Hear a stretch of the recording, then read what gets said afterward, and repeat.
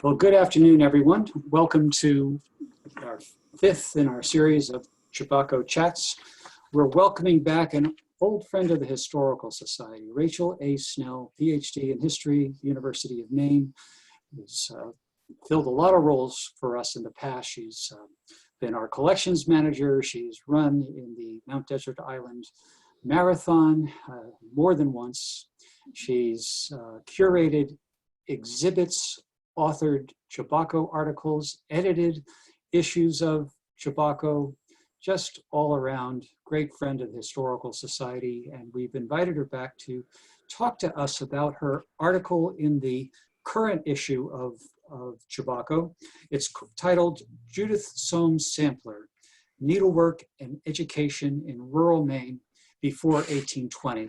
This follows the theme of Chebacco of we tried to look at the past prior to Maine statehood and asked Rachel to fill a role for us. And this is the object she chose, and we'll talk about why this is the one she selected.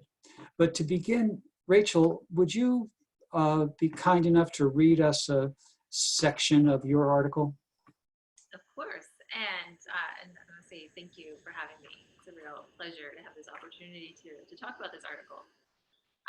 So just a bit of context before I read an excerpt. I worked with an undergraduate student at College of the Atlantic, Lily Besson-McNally, in this article to explore the role of needlework in the education of American girls in the late 18th and early 19th centuries.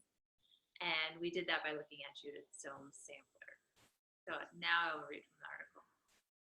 Sometime in 1806, Judith Soames, aged 10, oldest daughter of Judith Richardson and John Soames, completed the final stitch in her sampler. The stitches are red and yellow, or perhaps white, on a blue linen background, possibly a piece of scrap fabric. The sampler exhibits a variety of basic stitches essential for running a household. The text and numerals are worked in cross-stitch. However, decorative elements composed of running stitch, feather stitch, straight stitch, and eyelet stitch are also in evidence. When compared to surviving samplers from the same period, Judith contains some rudimentary characteristics. The spacing is infrequent. It's frequently inconsistent, and the decorative elements are basic. The faded fabric and the holes at each corner suggest the sampler was displayed, perhaps in the Soames' Soamesville home.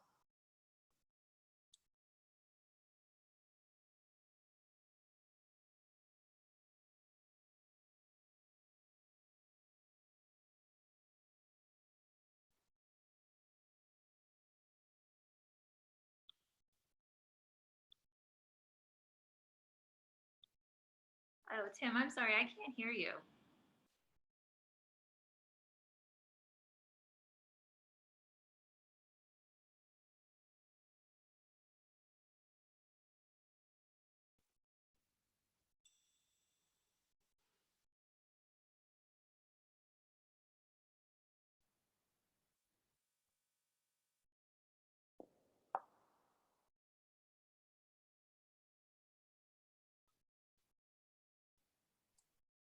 You couldn't hear me because I was muted. Rookie mistake, sorry.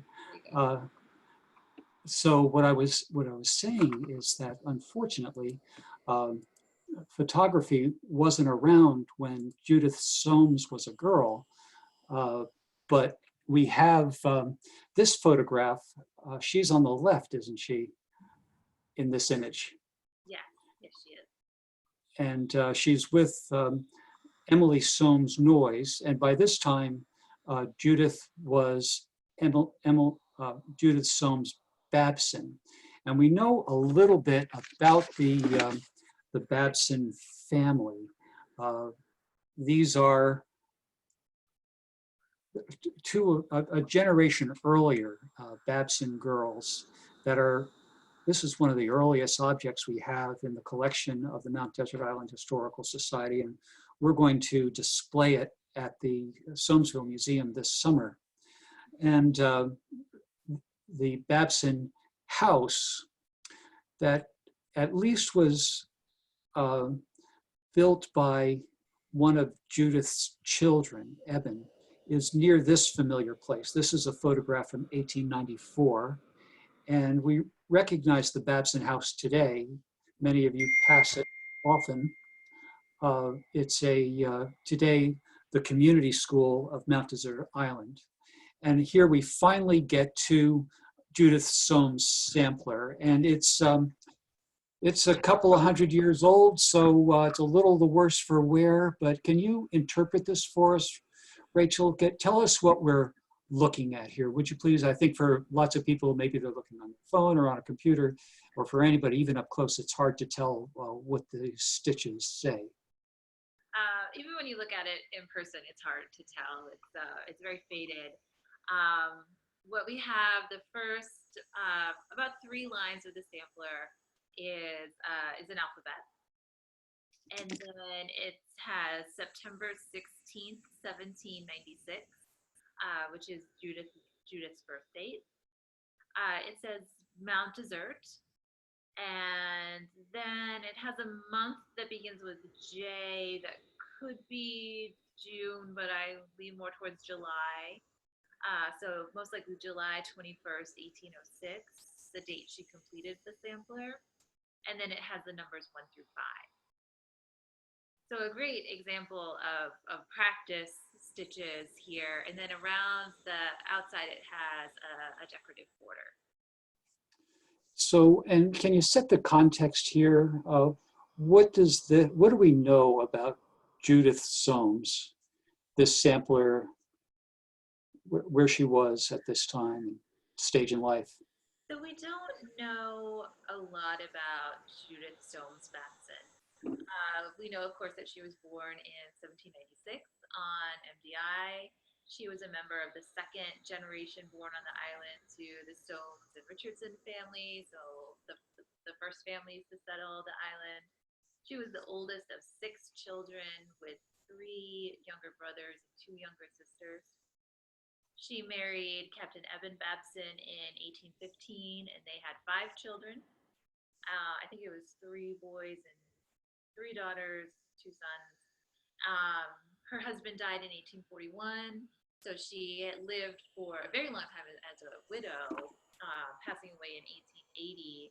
And both Judith and her husband are buried in Brookside Cemetery. And like most women in the 19th century, she didn't leave a lot of information. There's not much in the traditional historical record about Judith Soames. Her descendant, Virginia Soames Sanderson, has a few records of her participation in the Soamesville Sewing Circle in her text about MDI, but there's very little otherwise. Kind of birth date, death date, marriage date, number of children. But there's a lot, what you are able to do as a historian of material culture and of women in the 19th century, there's a lot that you've been able to figure out by way of context. So let's go through a couple of the images that we have here that help us understand the place of this sampler in the larger world of history. And you make a distinction in your article between plain and fancy needlework. What kind is Judith Somes Sampler, and what's the difference? So Judith Sampler is a plain work or a marking sampler. And to start off, it would probably be helpful to define what a sampler is. And a sampler is needlework that's intended to record stitches and designs to serve either as a sort of a reference notebook or as a sample of ability. And beginning in the early colonial period up through the mid 19th century, almost every girl in the United States would have made a marking sampler like Judith. It was intended to teach the sort of plain needlework, the simple stitches like cross stitch, running stitch, whip stitch, that women would need to mark household linen and clothing when they're running a household later in life. And for most girls, this is as far as they would go. This is the only sort of sampler that they would create. This would serve them to learn those stitches that they needed to run their household. And fewer women in the colonial period and more women in the early Republic and into the 19th century would start to practice what's called fancy needlework. And that is the non-utilitarian forms of needlework, usually decorative items. They're usually used to produce, to decorate special items of clothing or furniture. They're made as art pieces. And this is a category of needlework that is more likely to be preserved and passed down. So many of the examples of samplers you'll see in museum collections look much more skillful than Judith's, and they're from this other category of samplers. Examples like the Soames Sampler are relatively rare. And I think we even have a evidence of how this was used long after later in Judith's life, that there, can you see my cursor on this screen? Yeah, there's holes at each corner. So signifying. Maybe it was displayed. Maybe it was displayed early on in the Smithsonian Museum. I don't know for certain, but it seems to be some evidence that it had some sort of display life. And we've gone to some other places like the Maine Memory Network that points out other examples. And here's another example of plain needlework, and this one a little bit easier to read. Yes. And at the Winterthur, oh no, this is another kind. This is fancy needlework. Okay, so can you draw a distinction between the two? Yeah, so if you want to go back to the first one, the Sarah Dean sampler. So hers is very similar to Judith. She has alphabet. She has sort of different sizes of lettering, uppercase versus lowercase letters. She has numbers, her name. I haven't looked at this closely enough to decipher what's in the middle there. But then there's some practice of some decorative stitches in between the alphabets and around the outside. But it's relatively simple and straightforward. It's not using any really fancy stitches. And if we go to the next example, this one by Joanna Poole it has the same elements, but it's sort of built on top of this foundation of plain needlework to add in more decorative elements, where we have this floral design around the outside, and then the 3 embroidery pictures at the bottom. We have the birds, and it looks like, is that a memorial? Like a memorial. And the subject matter is different. This has a genealogy of her family. Right. And this sort of work becomes more popular in the 19th century because more women have more free time to do this sort of artwork. The materials become more readily available. There, as I discussed in my article, there is this upswell in formal educational institutions offering instruction in this kind of art to girls and women, and beginning in the early 1790s and continuing into the 19th century. And also this real kind of interest in commemoration in the 19th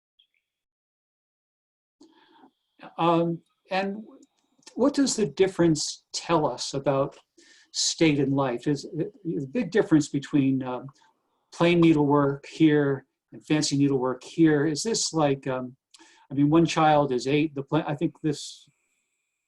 Okay, so this is Sarah Dean. She's 12, and this is Joanna Poole. She's 12. So they're the same age. Does this reflect a different socioeconomic class, or is it a matter of timing, or education or the family status? What kind are we likely to find in different families? It's most likely a difference in socioeconomic status and and class. So Sarah Dean completed the sort of sampler that, as I said, almost all girls would have done something like that. And they might have gone to a formal school to learn that, or they might have been taught in the home, or some women who were widowed or in dire financial straits for any number of reasons would sometimes offer kind of informal group schoolings in their home, and girls could come and learn needlework for them.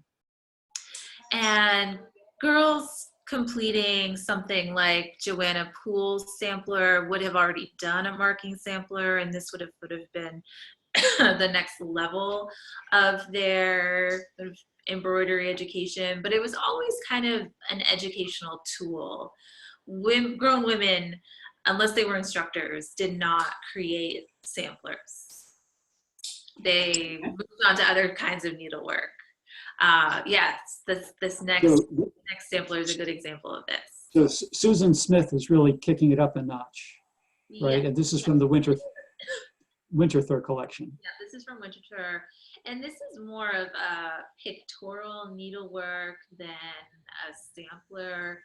And this is the sort of needlework, sort of embroidery that would have been done by particularly high status young ladies who had the opportunity to go to a formal school and be taught how to compose an image like this, how to do the various stitches. You know, some of them they almost look painted. They're so beautifully done.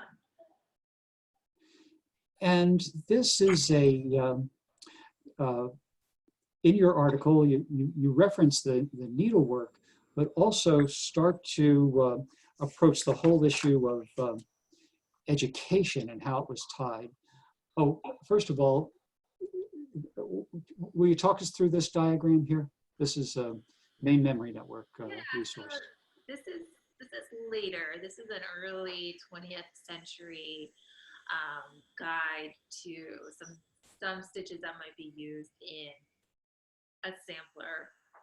And at the top row is sort of the more basic. You have the cross stitch, eyelet stitches, are the chain stitch. I think that might be running stitch that's behind us. And then each row you have kind of more complicated stitchery. And the idea of teaching young girls stitches was that prior to the Industrial Revolution, cloth was extremely expensive. If you had imported cloth that you had to purchase, that was very costly. If you made cloth yourself, if you spun fiber and then wove it, that was very costly in terms of effort and time. And so you would want to keep very careful track of the pieces of fabric within your household, and these basic stitches would allow you to do so. And for most girls, that was all the sort of stitchery education that they needed. And then these other stitches allow you to make more elaborate designs, to create the kind of fill that you need to create more of a pictorial needlework than, say, letters and numbers. And we have other examples of her work, such as this baby bonnet. Tell us about this. So this is also in the Mount Desert Island Historical Society collections. It's a baby bonnet that was made by Judith Soames' mother. So it could be a baby bonnet that Judith herself wore. So because it's dated 1786 and she was born in 96. So, but to me, it's evidence to me that her mother clearly was a very fine sewer. She was able to create this picture doesn't do it justice. It's exquisite. It has these tiny little stitches. It's so painstakingly created. And so my best guess for Judith is that she was probably taught needlework in the home by her mother.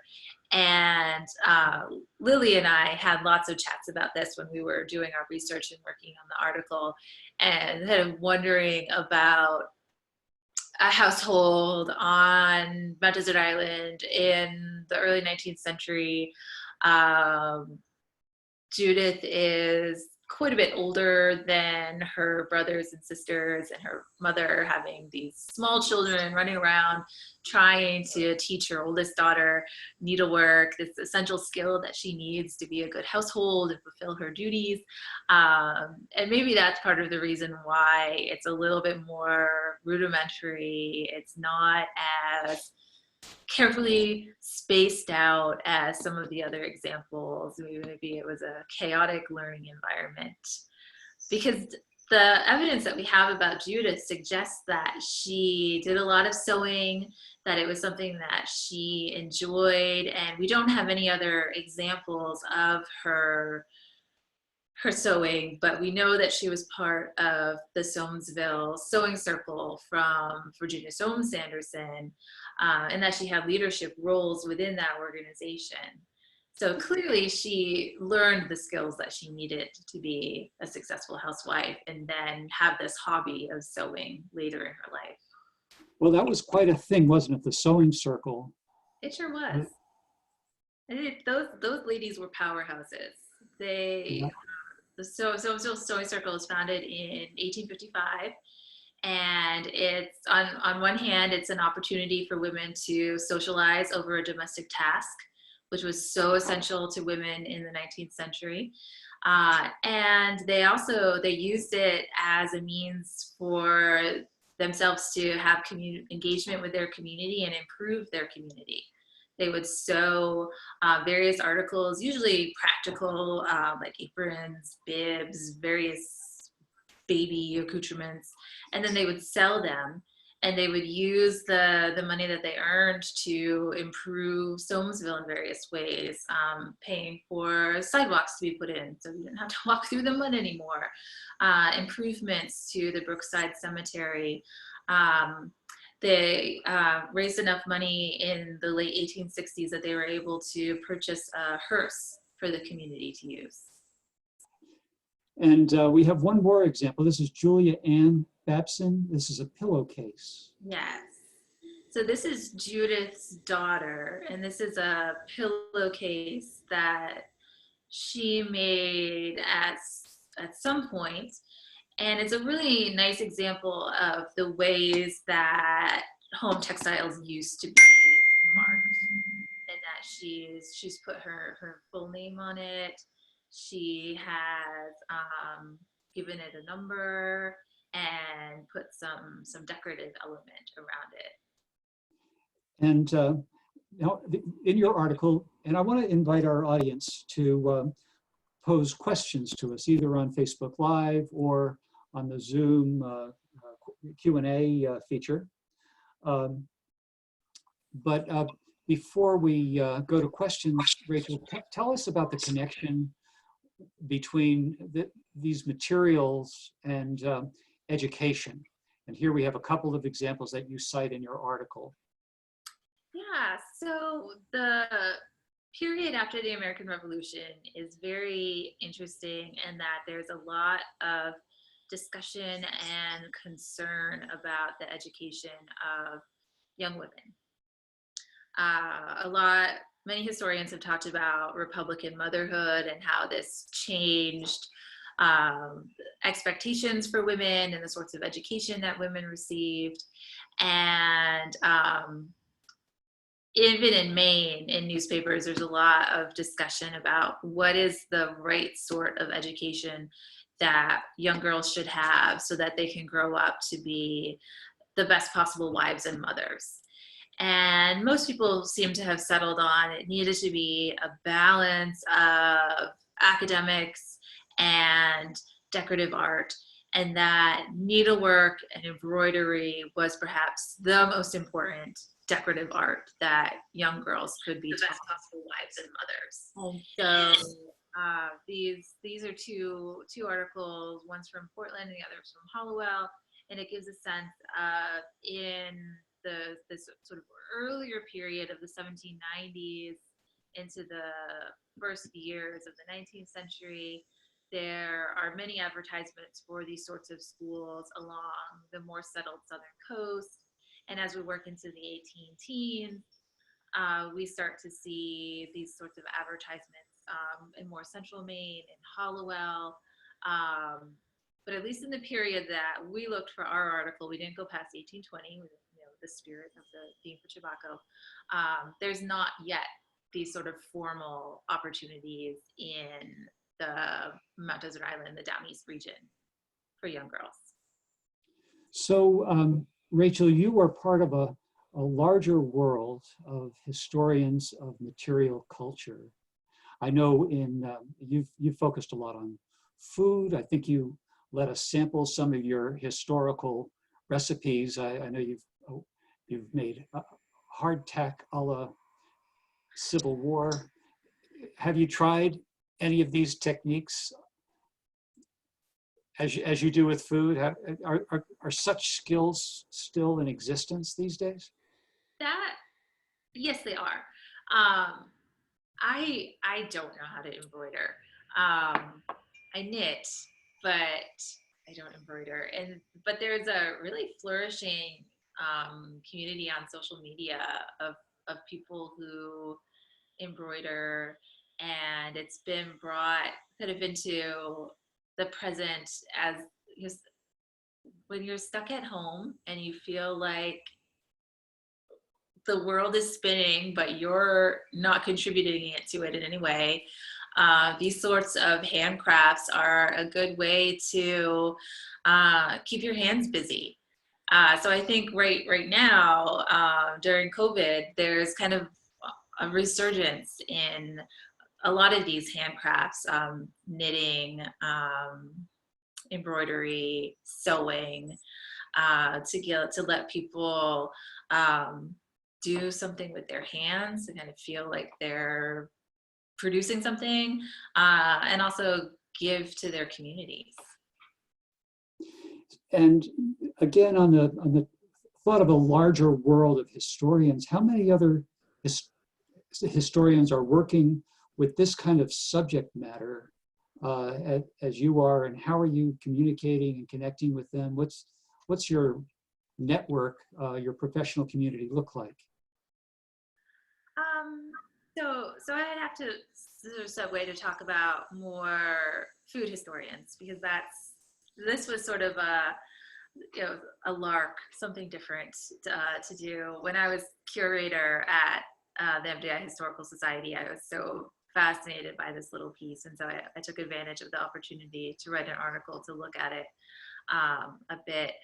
But I would classify myself as a food historian, and food historians are really quite fortunate as far as historians go, in that what we do is really interesting to people, and it's accessible. Everyone eats. So not everyone has war experience. Not everyone is interested in politics, but everyone has to eat. So it's such a great way to engage with the public and get people interested in your work. And since I don't have a formal history position any longer, I've sort of taken advantage of the opportunity of social media to continue to talk about my research with other scholars, but also with the public, and kind of try to talk about my research and get people interested in it. Well, Leah Lucy has a comment. She says she always has a needlework project going. So she could be part of your new expanding network. And we have another question that is, why were samplers saved through so many generations? Like this might be one of the oldest things we have in the Historical Society. And why a sampler? Yeah, well, I want to emphasize that the Soames Sampler is special, and that there's not a lot of these sort of first efforts that are saved. they're kind of, it's practice, and maybe you produce something better down the line and you're more likely to save that. So in that sense, the Soames Sampler is really special. And the reason that some of the samplers, like the Winterthur pictorial needlework and the Joanna Poole sampler, are saved is because these are status items. Not everyone is able to afford to send their daughter to a school where, if you look on the screen here, Mrs. Remington's, it costs extra to learn how to do this sort of needlework. And so once you had produced a sampler of that caliber, you were proud of it. It would be displayed in your parlor. There were contests that young girls could enter their samplers in, and they could, win prizes and notoriety for having the best one. And so it's those sorts of items that people perceive as special, as out of the ordinary, that tend to get tucked away to be given to historical institutions when they're looking for items, rather than the more rudimentary first efforts like Judith's. And I think we'll have to make this the last question. Pauline Angione, thanks for your question, Pauline. She says, you have a sampler and a baby bonnet and a pillow cover from the same family. Do you have other material from the family, like other clothes? Are family members still contributing things? Well, that's a really good question. I know when I was curator, two of our very dedicated volunteers were looking through all of the textiles. Mount Desert Island Historical Society has a really rich collection of textiles, and they were working on inventorying all of those and picking out pieces that needed more research. And we've been in touch with the curator at the Maine State Museum to get some more information about some of the quilts in the Society's collection. So I believe that is an ongoing effort. I don't know what the current curator's interests are, and there are a lot of people on MDI who can trace their family back to the Soames, the Richardsons, and so there's a lot of interest in these two families. And I suspect that there's probably more there. It's just in the collections, or it's in people's attics, and we have to discover it. Well, I know Patrick Calloway, our current curator, is very interested in the prices of flour during the War of 1812. Has done a lot of work there, but it was great having you as our curator and give us this this ability to understand this part of our collection. And in the long history of the Historical Society, volunteers and staff and board members bring a range of interests that have helped us develop this multifaceted collection and connection with the community. Rachel, our time is up. We knew it would go fast. It did. It was so good to see you. Best wishes to you and family, and to everybody watching. Thank you very much for joining us. We'll put this up on Facebook Live and on our YouTube channel. And next week we have a special event. Rainy Bench will take my place and she will interview Jennifer Steen-Boer, who has done a portrait series on Wabanaki history keepers. We're very glad to have you join us. Bye, everybody. See you next week. Take care and take care of each other. We'll see you soon.